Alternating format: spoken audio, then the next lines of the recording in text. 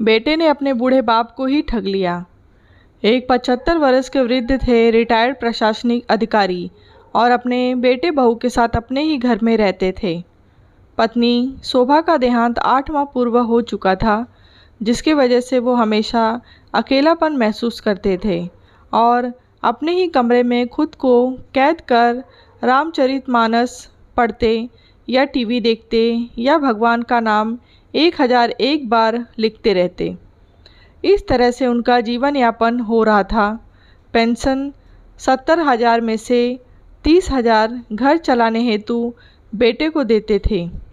20,000 छोटे बेटे को देते थे क्योंकि वो मामूली क्लर्क था और उसकी 2 बेटियां ही थीं। शेष राशि बैंक में जमा रखते अपने दवा के लिए और उनके मृत्यु के बाद श्राद्ध कर्म में काम आ सके और बेटों पर भार न पड़े। वैसे उनकी देखभाल में बड़ा बेटा बहू कोताही तो ना बरतते, लेकिन जब रिश्तेदार के अतिरिक्त खर्च में बेटा फटाक से पैसा मांग लेता, जिससे वो व्यथित हो जाते थे। मन ही मन सोचते रहते कि इतनी बड़ी रकम देता हूँ, फिर भी ये लोग पैसों के गजब लोभी हैं। खैर, क्या कर सकते थे, रहना तो उनके साथ ही है, इसीलिए खून का घूंट भी जाते, करते भी क्या। और उनको ये अच्छे से पता था, बस पैसे की वजह से बेटे उनका ख्याल रखते हैं, वरना पूछते भी नहीं। इतना तो उनको पता था। एक दिन उनका चश्मा टूट गया। बेटे को बनवाने के लिए बोला।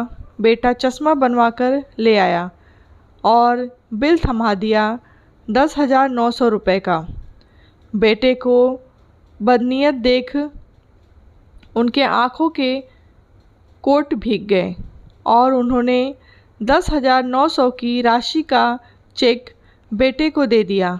थोड़ी देर में 15 साल का पोता दौड़ता हुआ दादाजी के पास आता है। दादाजी, देखिए ना, मेरा आईफोन अभी पापा लेकर आए हैं। पोते का मोबाइल फ़ोन देख खुश हो गए और मोबाइल को उलट पलट कर देखने लगे। मोबाइल के पैकेज पर नज़र पड़ी, जिससे उनकी आंखें अचरज में चौड़ी हो जाती है। उस मोबाइल का दाम 70,999 लिखा है और मोबाइल के पैकेज में उनके चश्मे का रसीद भी मिला, जिसमें 3500 लिखा था। अब तो मानो खून सूख गया उनका। अपने ही घर में उनका बेटा उनको लूट रहा था। 3500 का चश्मा को 10,900 बताया और बाकी पैसा उसने जेब में। पोते के मोबाइल के दाम ने भी उनका आत्मघात किया कि उनका बेटा अपने बाप के पैसे से अपने व्यक्तिगत कार्य को अंजाम दे रहा है और छोटे बच्चे को इतना महंगा मोबाइल। यदि मैं मर भी जाता हूँ तो मेरा पैसा तो इन्हीं लोगों के को मिलेगा। क्या मैं ऊपर भगवान के पास ले जाता।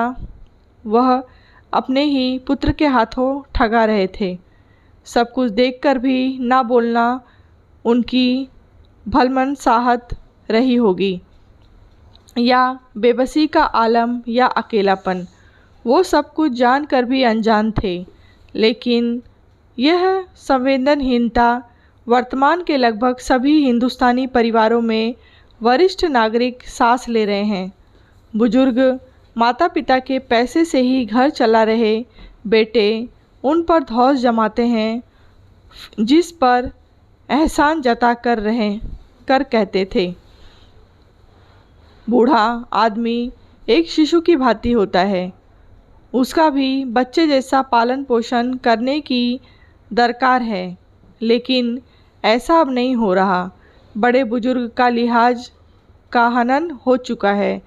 सभ्य, सुशील, शरीफ, सुसंस्कृत बेटा बहू का कहने पर जा चुका है। इसके लिए केवल बहू को दोषी नहीं ठहरा सकते, बल्कि बेटा 100% दाटुमदार है, दोषी है, क्योंकि कल की आई लड़की के भरोसे अपने माँ बाप को छोड़कर ऑफिस चला जाता है।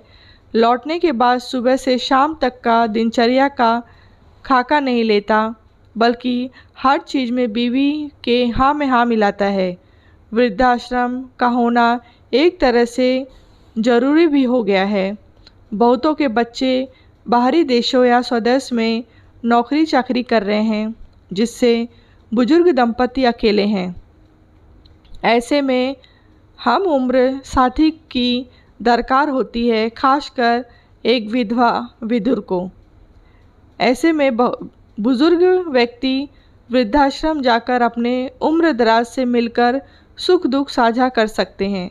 अपने ही बेटा से ठगाए जाने से बेहतर विकल्प उपलब्ध है वृद्धाश्रम को ज्वाइन करना और अपने पैसे से निर्धन वृद्धों की सहायता करना, जिनके बच्चे उनको छोड़कर विदेश जा बसे हैं।